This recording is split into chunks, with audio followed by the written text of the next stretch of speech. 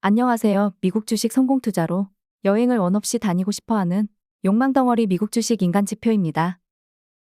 7월 6일 목요일에 드디어 제가 바라던 하락이 나왔지만 왜 반 정도를 말아올렸는지 살짝 기분은 좋지 않습니다. 어찌되었건 6일 목요일 주가가 내린 이유는 너무나 간단했습니다. 고용이 너무 탄탄하니까 긴축은 계속할 거다? 아니 파월이 금리 인상 2번 더 한다고 말한 지가 언젠데 이제 와서 이걸 주가에 반영해? 세력들은 그냥 주가 내릴 명분을 찾고 있었을 뿐이고 6일 목요일에 발표했던 수치를 핑계로 내린 것일 뿐입니다. 우리는 주가가 내리면 무슨 악재 있는지를 찾아보죠. 주가가 오를 땐 아무것도 신경 쓰지 않으면서 말이죠. 특히나 주가가 떨어진다 싶으면 거시경제에 문제가 있나 확인을 합니다.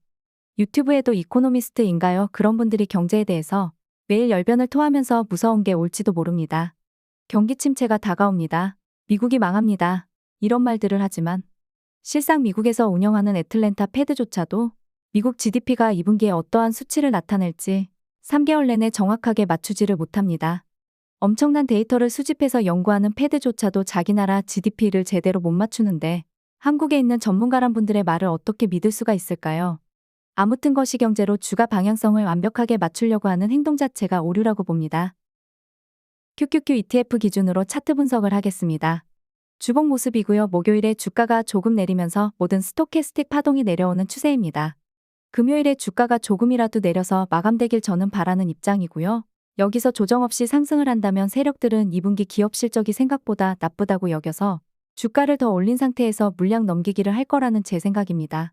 그렇지 않고 조정이 7월에 온다면 실적 발표쯤에 주가를 다시 올리려는 속셈이겠고요. 일봉 모습이고요. 드디어 스토캐스틱 단기, 중기 파동이 꺾여서 내려옵니다. 이걸 정말 오래 기다렸는데 이 기다림이 더 지겨워지는 이유는 2023년 3월 조정장일 때를 비유해서 보겠습니다. 단기 스토캐스틱이 올라가다 말고 꺾일 때부터 바닥일 때까지의 기간을 설정해 보았습니다. 이걸 현재로 대입해 보면 7월 31일로 나옵니다. 물론 날짜가 매번 정확할 수 없지만 크게 오차 범위는 3일에서 5일 정도이기 때문에 만약에 정령 7월이 조정장이 맞다면 아직도 바닥은 멀었다는 겁니다.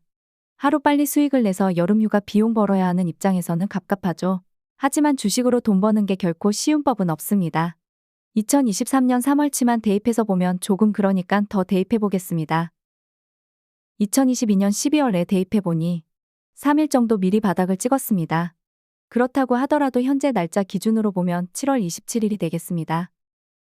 더 오래전 2021년 가을로 대입해보면 4일 정도 미리 반등을 했습니다. 현재로 대입해보면 7월 25일 정도 되겠습니다.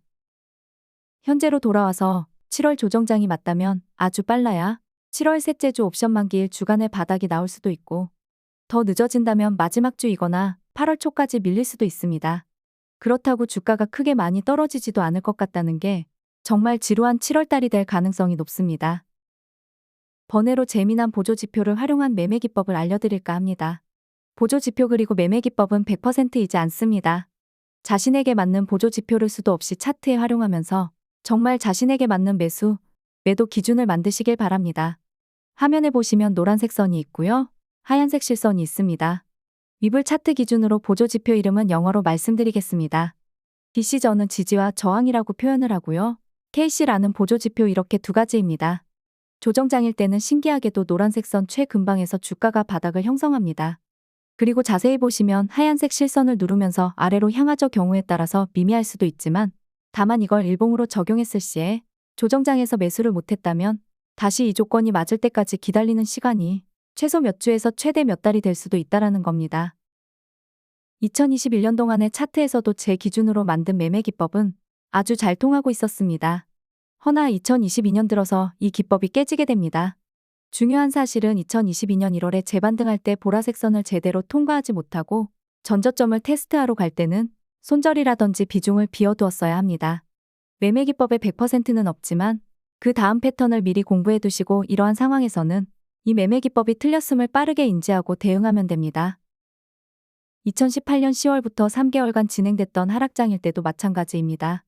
일봉으로 보면 이 매매 기법이 좋은 것 같으면서도 하락장일 때는 위험하구나 라는 인식을 주게 됩니다. 사실 일봉상 하락장은 1년에 한 번 나올까 말까이기도 하지만요. 역으로 주봉으로 보면 만약에 7월 달에 조정장이 맞고 좀 떨어진다 하더라도 노란색 선 아래로 주가가 내려올 경우의 수는 극히 희박하다는 겁니다. 반대로 노란색 선 아래로 내려온다? 뭔가 경제적으로 큰 문제가 발생을 한 거죠. 그렇게 되면 그 이후쯤에는 유튜브에 이코노미스트라는 타이틀을 가지신 분들이 나와서 미국에 큰 문제가 발생했다고 떠들 것입니다. 오히려 차트가 먼저 반응을 해버리는 셈이 됩니다. 이 보조 지표도 마찬가지로 캔들이 증가함에 따라서 당연히 수치도 변동됩니다. 제가 매일 매주 이 수치를 알려드릴 수도 없을 뿐더러 정규장의 보조 지표 수치가 바뀔 테니 당일에도 알려드릴 수가 없습니다. 제 영상을 보고 공부가 되는 부분이 있다면 자신이 쓰는 증권사 프로그램에서 위 보조 지표가 있는지 확인하시고 적용을 해보시던지 혹은 위블 차트 프로그램을 사용하시는 게 좋아 보입니다. 긴 영상 시청해 주셔서 감사드리며 구독과 좋아요, 알람 설정은 무료입니다.